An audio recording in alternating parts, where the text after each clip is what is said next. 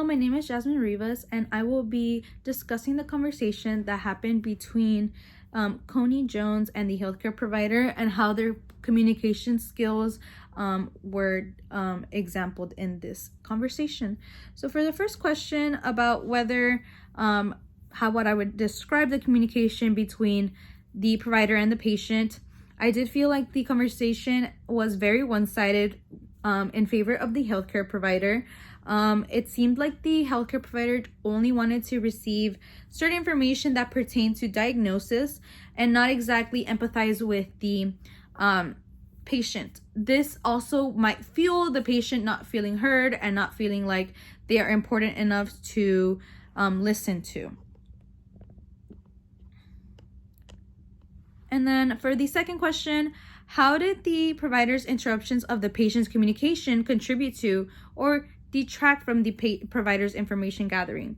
Although the provider did interrupt and did not receive any emotional explanation about how this patient might feel, the basis of the information that was received by the interruptions was primarily information that would be good for pre-diagnosis. For example, the asking of these stools, that is something that the provider has in their head. This could be why, now we need to do blood tests. So although the provider did not get any information about how the patient might be feeling emotionally or how it might be stressing them and how the provider can help them de-stress and reassure, they did get information about their diagnosis or how they would be diagnosed. For what did the students learn about communicating with a patient from the example? Definitely they learn to be direct with the patient, get as much information as they can in a brief amount of time, and also know how to pre-diagnose and know what to lead up to after they ask a question. So in the example, you saw that once she asked about the pain, she then went to ask, oh, you're hurting on your side, and then how often are you going to the restroom? Is it vomiting? This and that. Asking many questions, it definitely showed that the provider wants to get to the bottom of it, but does not want to really listen to the patient's explanation on things and wants to make the interaction brief. Describe how the provider's nonverbal communication affected his or her status and role. Communicated his and her status and role.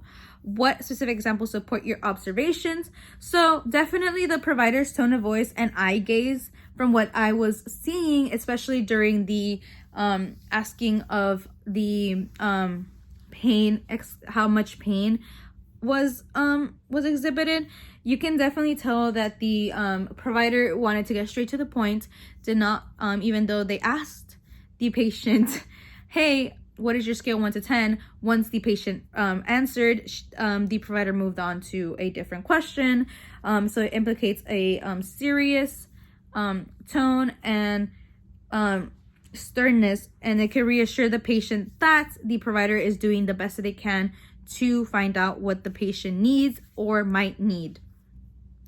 Although it can also give a feeling of maybe anxiety to the patient, where they might not be sure if the provider is really paying attention to exactly how they feel, rather than just logically, this is what's wrong with you, even though what they might feel might be even worse. Great. What verbal communication from the patient would you like to have expanded? It would have been nice if the patient was not interrupted by the provider, although I understand that the provider wanted to get as much information as possible. I did feel that the patient was not allowed to communicate more with the provider about how worried she could have been with her health. For example, let's just say the hurt on her side, maybe she's rating it as a 6, but sometimes it can get as worse as feeling like it's broken. When she was about to say, she said, but maybe, after she was interrupted, it could have been like, but maybe it could be a 10 sometimes. So definitely interrupting the patient and the patient not being able to communicate was something that could have affected the diagnosis as well, just because the patient did not get to fully finish their sentence. I also feel that the patient should have also been a little more stern and a little more like, hey, like, can I please tell you exactly how I feel? It's very important to me. Show the importance, and so the healthcare provider could take it seriously. For the 3, and then for the number 6, what verbal communication from the provider would you like to change? I would have liked to change the provider's interruptions and word choice. For example, adding a few words of empathy, like, I'm sorry, your pain has worsened.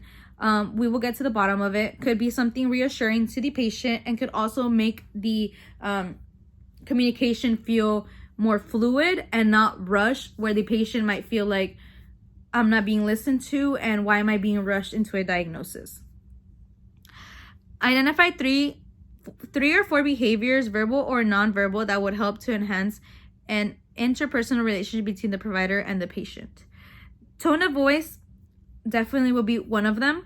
Making sure to show empathy with your tone of voice, like saying, yes, we will get to the bottom of this. I am so sorry. Word choice as well. Maybe the word choice of using stools and bowel movements could be something that the patient might feel uncomfortable with, simply because that's not something they use in their daily life. Making sure that you have empathetic cues is also an important part. Like I stated before, just showing that you understand their hurt. And assertiveness, making sure that you also are being stern in a way where it's needed. Why is it important to have interpersonal interactions with patient-provider interactions?